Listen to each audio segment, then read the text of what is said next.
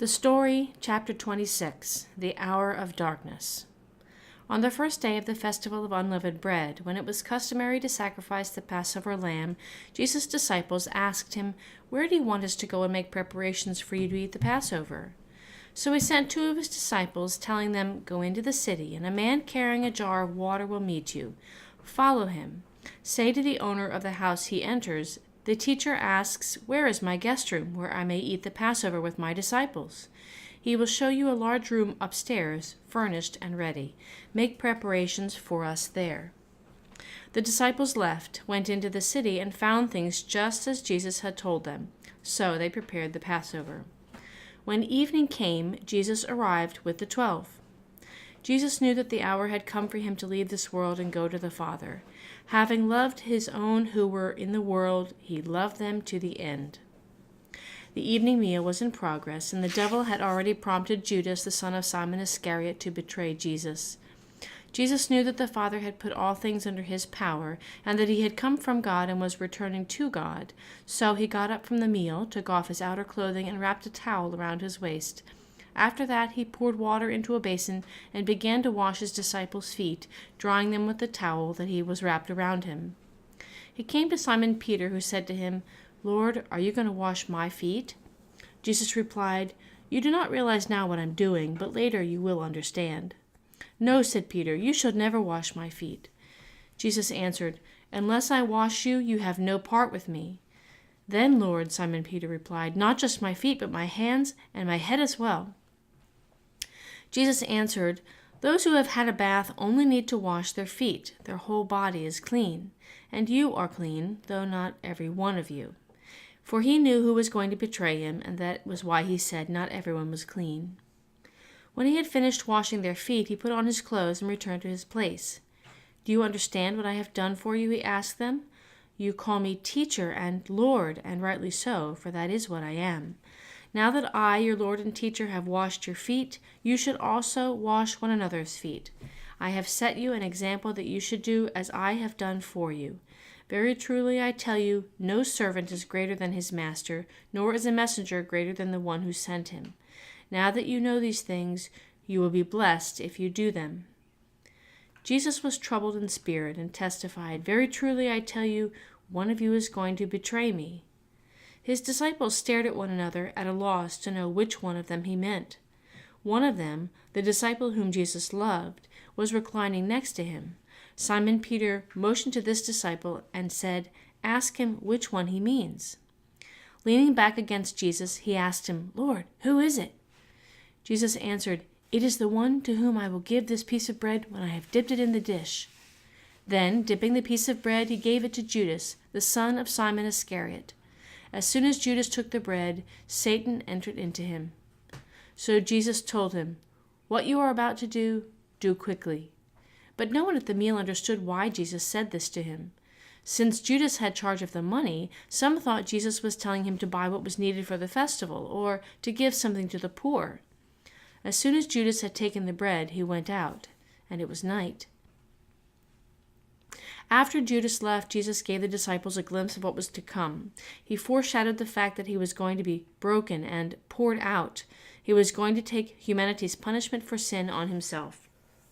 While they were eating, Jesus took bread, and when he had given thanks, he broke it and gave it to his disciples, saying, "Take and eat, this is my body."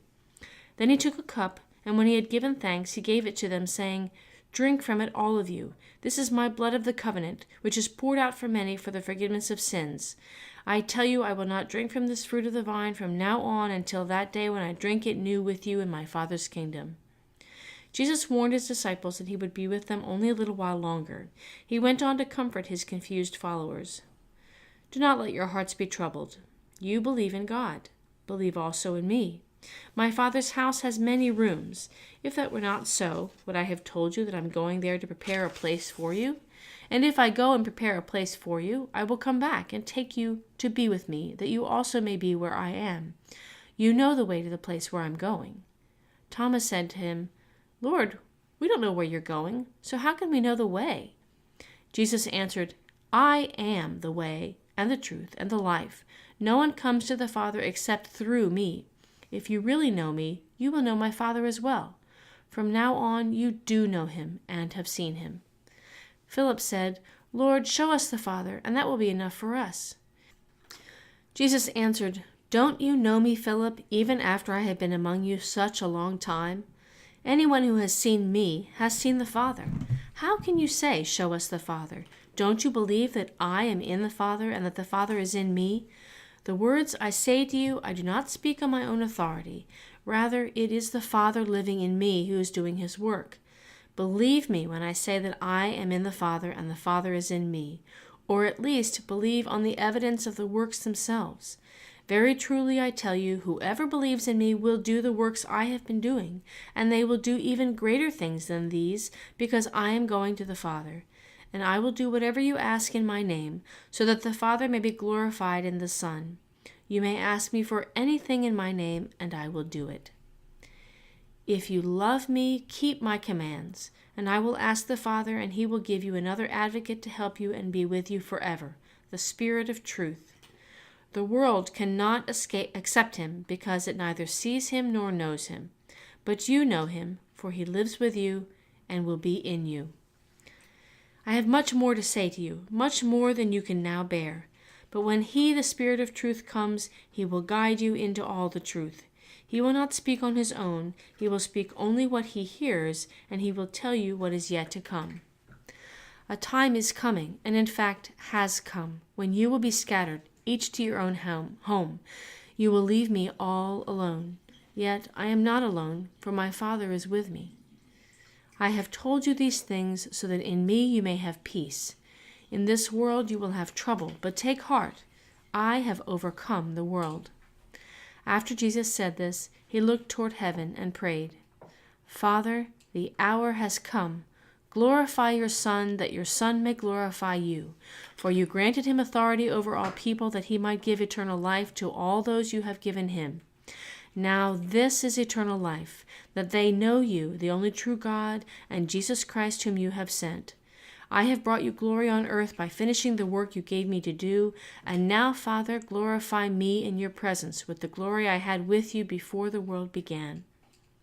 Father, I want those you have given me to be with me where I am, and to see my glory, the glory you have given me because you loved me before the creation of the world.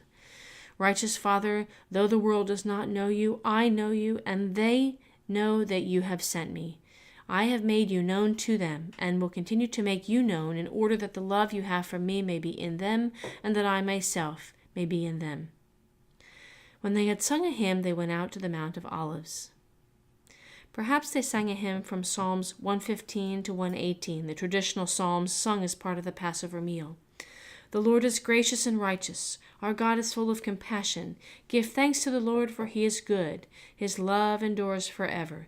Blessed is he who comes in the name of the Lord." What were the disciples thinking and feeling as they followed Jesus to the Mount of Olives? They had probably gone to this place with him many times before for prayer and conversation, but now shadows too dark for them to comprehend were beginning to fall on their hopes and dreams. Then Jesus told them, "This very night you will all fall away on account of me, for it is written, 'I will strike the shepherd, and the sheep of the flock will be scattered.' But after I have risen, I will go ahead of you into Galilee." Peter replied, "Even if all fall away on account of you, I never will." "Truly I tell you," Jesus answered, "this very night, before the rooster crows, you will disown me 3 times. But Peter declared, "Even if I have to die with you, I will never disown you." And all the other disciples said the same. Then Jesus went with his disciples to a place called Gethsemane, and he said to them, "Sit here while I go over there and pray." He took Peter and the 2 sons of Zebedee along with him, and he began to be sorrowful and troubled. And he said to them, "My soul is overwhelmed with sorrow to the point of death. Stay here and keep watch with me." Going a little farther, he fell on his face to the ground and prayed, "My Father, if it is possible, may this cup be taken from me. Yet not as I will, but as you will." Then he returned to his disciples and found them sleeping. "Couldn't you men keep watch for me for 1 hour?" he asked Peter. "Watch and pray so that you will not fall into temptation. The spirit is willing, but the flesh is weak." He went away a second time and prayed, "My Father, if it is not possible for this cup to be taken away unless I drink it, may your will be done." An angel from heaven appeared to him and strengthened him. And being in anguish, he prayed more earnestly, and his sweat was like drops of blood falling to the ground. When he came back, he found again them sleeping, because their eyes were heavy. So he left them and went away once more, and prayed the third time, saying the same thing. Then he returned to the disciples and said to them, "Are you still sleeping and resting? Look, the hour has come, and the Son of Man is delivered into the hands of sinners. Rise, let us go. Here comes my betrayer." While he was still speaking, Judas, one of the 12, arrived. With him was a large crowd, armed with swords and clubs, sent from the chief priests and the elders of the people. Jesus, knowing all that was going to happen to him, went out and asked them, "Who is it you want?" "Jesus of Nazareth," they replied. "I am he," Jesus said, and Judas the traitor was standing there with them. When Jesus said, "I am he," they drew back and fell to the ground. Again he asked them, "Who is it you want?" "Jesus of Nazareth," they said. Jesus answered, "I told you that I am he. If you were looking for me, then let these men go."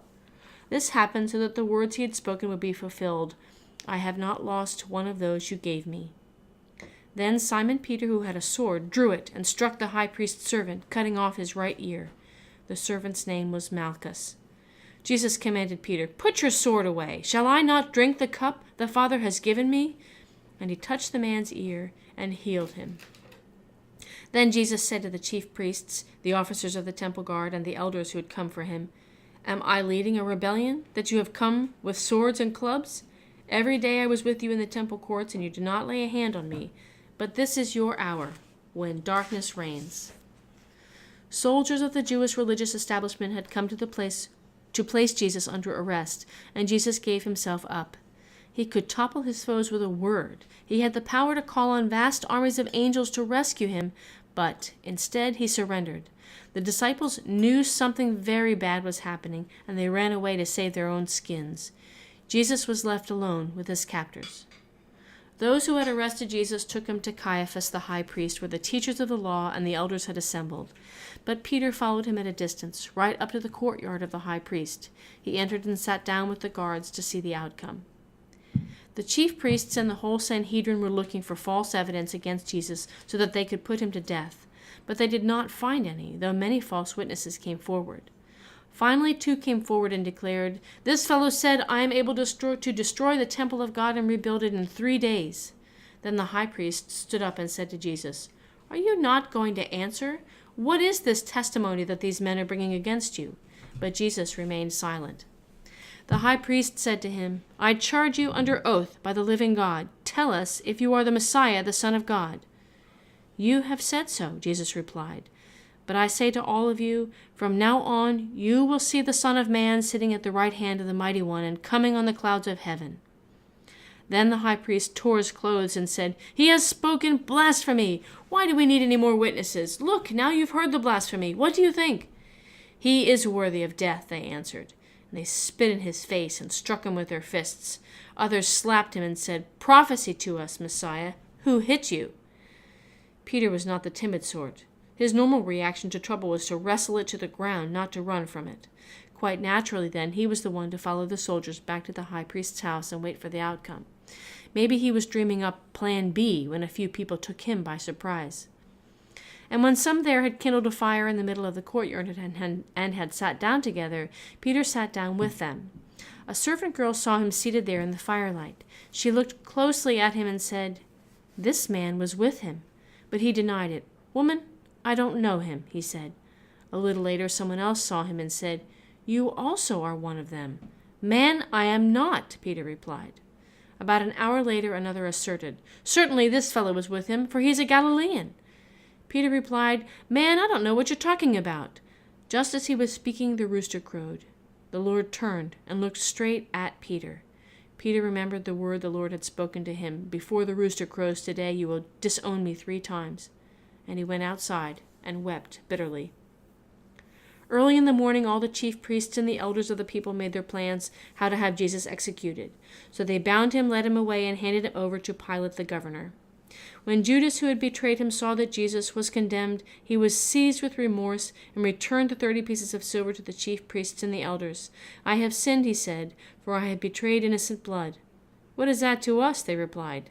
"That's your responsibility." So Judas threw the money into the temple and left. Then he went away and hanged himself. The Jewish leaders brought Jesus to Pilate, who had governed the region of Judea for Rome for 4 years.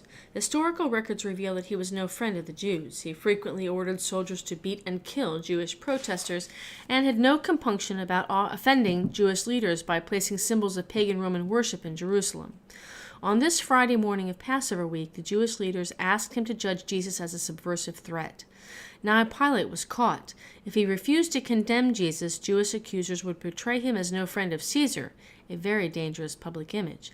If he agreed to crucify Jesus, he'd be acting against his own judicial instincts and, perhaps worse, caving in to those he despised. He needed to question this prisoner himself. Pilate then went back inside the palace, summoned Jesus, and asked him, "Are you the king of the Jews?" "Is that your own idea?" Jesus asked, "or did others talk to you about me?"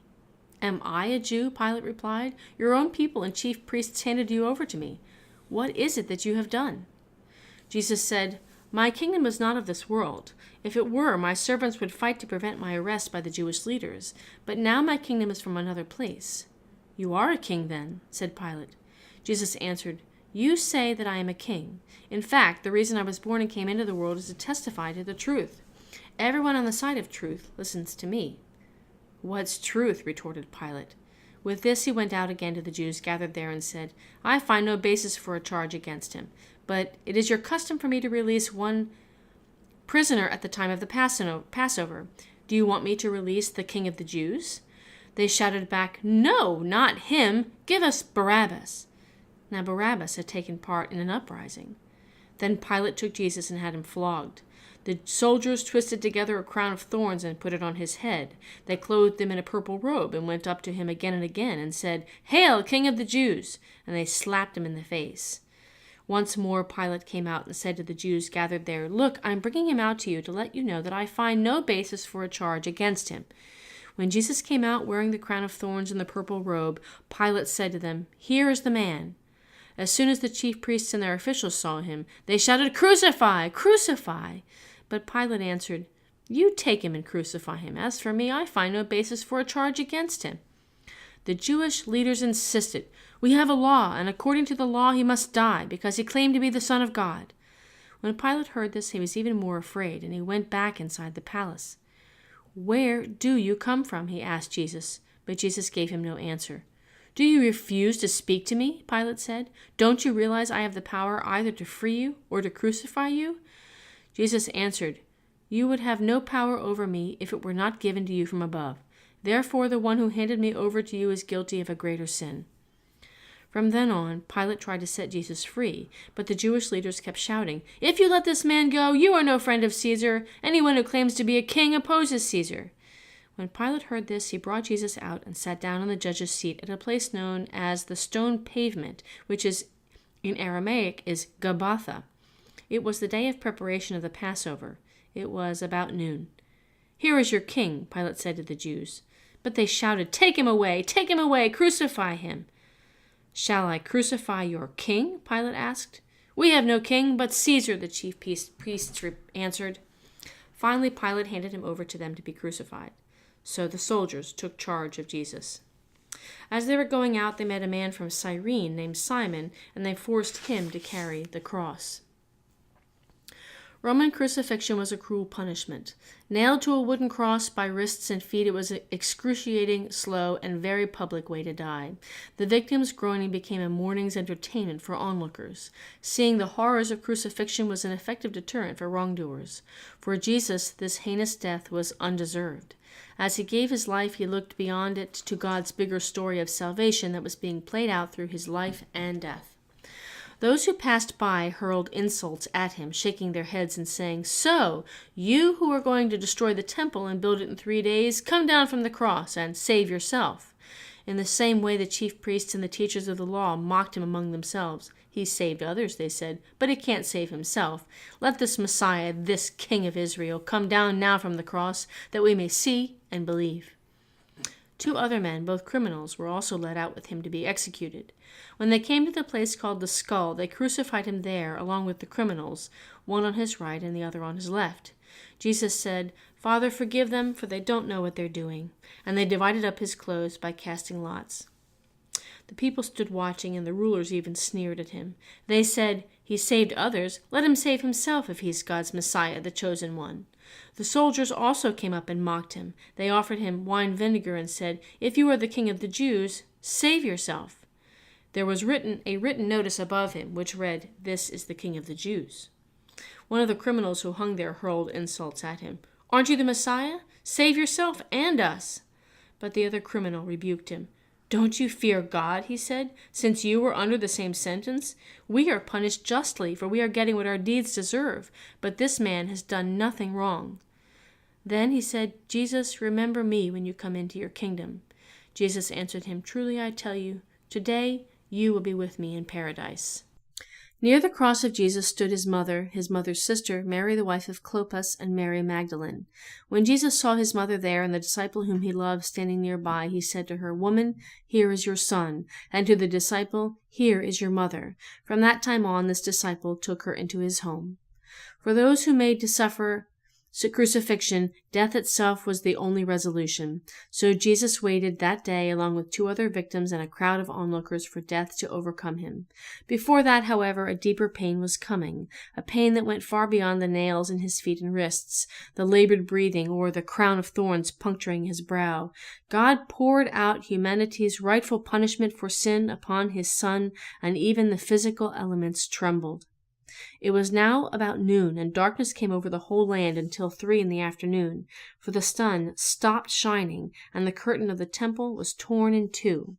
About 3 in the afternoon, Jesus cried out in a loud voice, "Eli, Eli, lema sabachthani," which means, my God, why have you forsaken me?" When some of those standing there heard this, they said, "He's calling Elijah." Immediately one of them ran and got a sponge. He filled it with wine vinegar, put it on a staff, and offered it to Jesus to drink. The rest said, "Now leave him alone. Let's see if Elijah comes to save him." When he had received the drink, Jesus said, "It is finished."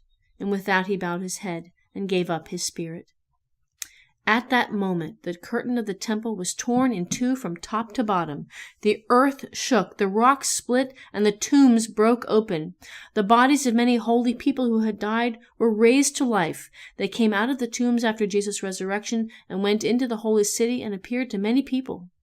When the centurion and those with him who were guarding Jesus saw the earthquake and all that had happened, they were terrified and exclaimed, "Surely he was the Son of God." When all the people who had gathered to witness this sight saw what took place, they beat their breasts and went away. But all those who knew him, including the women who had followed him from Galilee, stood at a distance, watching these things.